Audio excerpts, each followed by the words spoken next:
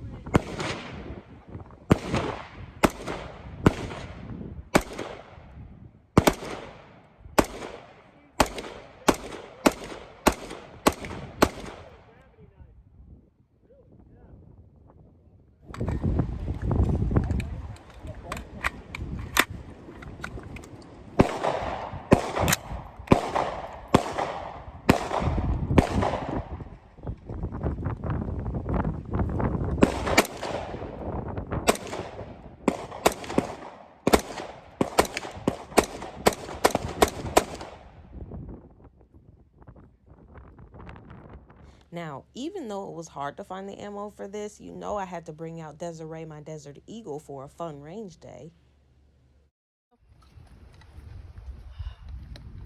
Oof. Jesus Christ.